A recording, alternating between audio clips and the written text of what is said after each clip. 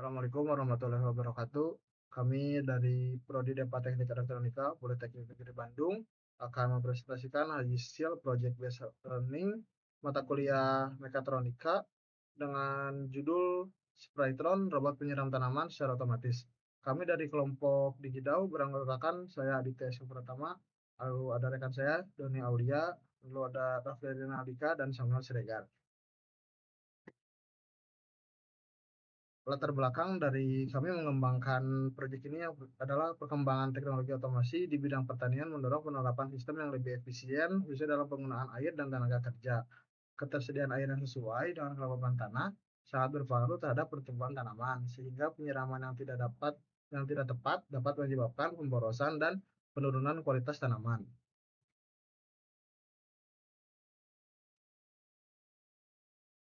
Maka dari itu, sebagai solusi atas penyiraman tanaman yang masih manual dan membutuhkan tenaga yang lebih, kami mengembangkan robot Spryton, yaitu robot yang dapat menyiram tanaman secara otomatis dengan parameter menggunakan sensor kelembaban untuk mengecek apakah tanah itu kering atau lembab sebagai parameter aksi lanjutan untuk melakukan penyiraman.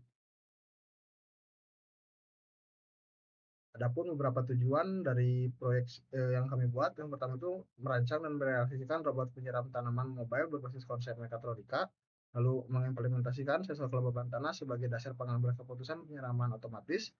Berikutnya mengembangkan sistem robot yang mampu bergerak pada area lahan tertentu dan melakukan pengukuran kelembaban tanah secara berkala pada beberapa titik. Berikutnya mengintegrasikan sistem kendali microcontroller dengan aktuator berupa pompa air dan sprayer untuk menghasilkan proses penyiraman yang adaptif, lalu meningkatkan efisiensi penggunaan air serta membantu pemerataan penyiraman tanaman melalui sistem otomatis. Yang terakhir, menerapkan integrasi sistem mekanik, elektronik, dan kontrol sebagai implementasi praktis pembelajaran pada mata kuliah mekatronika. Sprytron adalah robot penyiram tanaman otomatis berbasis microcontroller, itu ESP32. Jadi pada microcontroller ini disuplai dan beberapa komponen lainnya itu disuplai menggunakan baterai. Lalu pada input itu ada sensor kelembaban sebagai parameter untuk mengukur kelembaban tanahnya. Lalu untuk penggerak robotnya itu menggunakan motor DC dan terdapat motor driver sebagai pengendalinya. Lalu terdapat juga pompa air DC sebagai sprayer untuk mengeluarkan air yang dikendalikan juga oleh relay.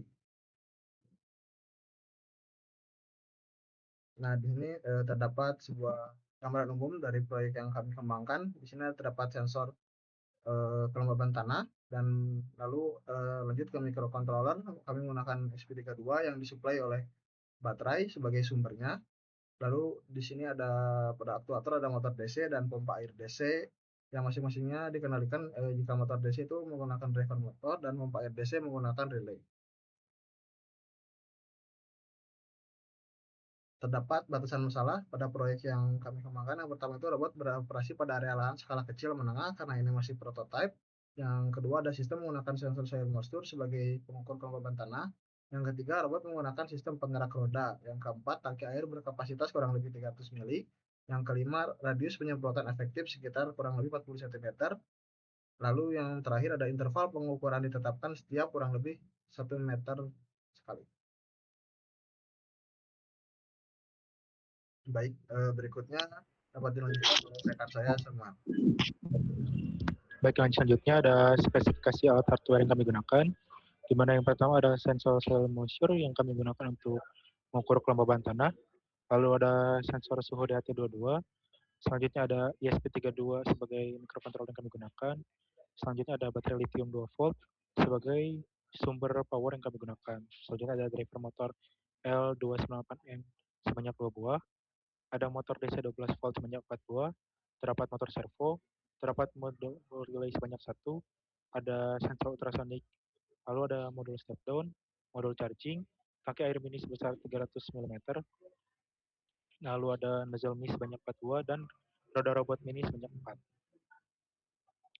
Selanjutnya ada spesifikasi alat software, di mana terdapat 3 software yang kami gunakan, ada Arduino IDE, Real-Time Firebase, serta Visual Studio Code. Nah, selanjutnya ada alur pengerjaan, di mana Tahap pertama dari pengerjaan sistem kami adalah dimulai dari perancangan terlebih dahulu, dilanjut dengan perancangan desain mekanik, memulai untuk desain PCB, perakitan hardware, dilanjut oleh pengembangan software, di mana selanjutnya akan dimulai integrasi antara software yang telah dirancang dengan hardware yang telah dirancang. Yang ketujuh, dilakukan pengujian awal. Setelah dilakukan pengujian awal, terdapat analisis hasil dan evaluasi. Serta yang terakhir, diakhiri dengan penyusunan laporan. Yang selanjutnya ada diagram blok sistem, di mana alat ini menggunakan sensor suhu dan kelembaban sebagai input. Data pengukuran sensor suhu dan kelembaban tanda tersebut diproses oleh microcontroller ESP32. Sistem ini juga dilengkapi dengan 4 motor DC yang berfungsi sebagai penggerak robot. Dan pada bagian outputnya, terdapat pompa air DC yang digunakan untuk melakukan proses penyiraman tanaman. Yang selanjutnya terdapat desain elektronik, di mana desain elektronik ini tuh bertujuan agar nantinya pada setelah perancangan, kita sebagai perancang sudah mengerti bagaimana cara wiring yang benar sehingga meminimalisir terjadinya kesalahan. Yang selanjutnya terdapat desain mekanik yang terdiri dari tampak isometrik, tampak samping, tampak atas, serta tampak depannya. Yang terakhir ada desain kontrolnya. Di sini kami menerapkan kontrol PID, di mana diagram kontrol ini menunjukkan loop tertutup di mana nilai target atau set point-nya dibandingkan dengan data dari sensor sebagai feedback. Lalu controller PID ini kemudian mengkoreksi kecepatan motor melalui driver, sehingga robot dapat bergerak stabil dan merespon rintangan dengan akurasi yang tinggi. Dan selanjutnya ada desain komputernya, di mana desain komputer ini berupa website yang menampilkan status notifikasi mulai dari status robot, webnya, serta terdapat 2 button untuk start dan stop robotnya sendiri. Moisture diuji pada 3 kondisi tanah, yaitu kering, basah, dan air.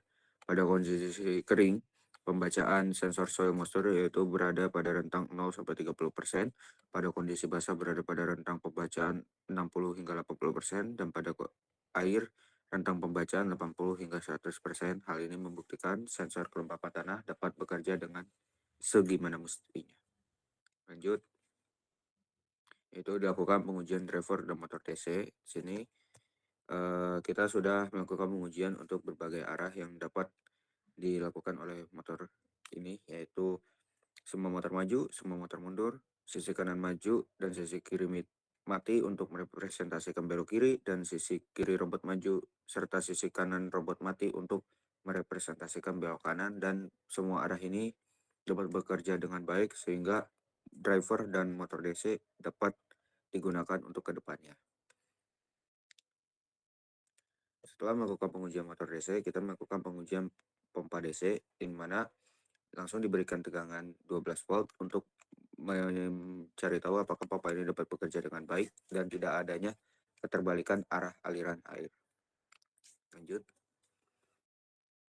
Lalu dilakukan pengujian motor servo untuk mengetahui jarak travel dari aktuator linear yang digunakan pada servo motor. Dan pada pengujian input sudut 0, servo dapat merepresentasikan 0 derajat, dan pada pengujian 90 derajat, maka servo dapat menghasilkan 90 derajat. Hal ini membuktikan bahwa servo dapat bekerja dengan semestinya. Lalu kita lanjut ke pengujian modul step down. Di sini robot Sprayton ini menggunakan 3 modul step down, yang dimana yang pertama ada step down 12 volt, yang kedua ada step down 5 volt, dan yang ketiga ada step down 3,3 volt. Pada pengujian ini, semua modul dapat menghasilkan tegangan yang sesuai dengan yang diinginkan, sehingga semua modul step down ini dapat berfungsi dengan baik untuk digunakan ke depannya. Oke, mungkin selanjutnya akan dijelaskan lebih lanjut oleh rekan saya, Rafli Rinaldika. Ya, selanjutnya adalah realisasi mekanik. Pada sasis robot yang kami buat itu menggunakan bahan akrilik dengan ketebalan 3 mm dengan ukuran dimensi 26 x 15 cm. Sementara untuk bagian bodi robot ini kami menggunakan 3D print bahan PLA Plus dengan ukuran 25 cm x 15 cm x 10 cm. Bagian bodi robot ini digunakan untuk melindungi seluruh komponen elektronik yang digunakan dan juga sebagai penyangga daripada sensor ultrasonik, sensor kelembapan tanah, dan juga pompa. Berikut adalah realisasi dan pengujian aspek kendali. Seperti yang sudah disebutkan sebelumnya, kendali yang digunakan pada robot ini adalah kendali PID dengan menggunakan sensor infrared sebagai umpan balik, di mana pada hasil pengujiannya itu robot dapat bergerak lurus, dapat juga berbelok kiri kanan sesuai dengan jalur yang telah ditentukan. Berikut merupakan realisasi dan pengujian aspek komputer, di mana dalam monitoring sistem ini kami membuat sebuah website yang menampilkan informasi kelembapan tanah yang terukur secara real time. Selain itu juga kondisi aktuator dapat tertampil secara real time. Selanjutnya ini adalah pengujian gerak robot dan deteksi penyiraman. Pada robot ini atau pada subsistem ini kami mengatur set point jarak tanam itu kurang dari 7 cm, di mana terlihat pada tabel ketika deteksi jarak objek penyiramannya itu berada dalam range 7 cm, maka robot akan mati. Sementara ketika ada objek yang terdeteksi itu lebih dari 7 cm atau bukan bagian dari jarak tanam, maka robot akan tetap bergerak maju.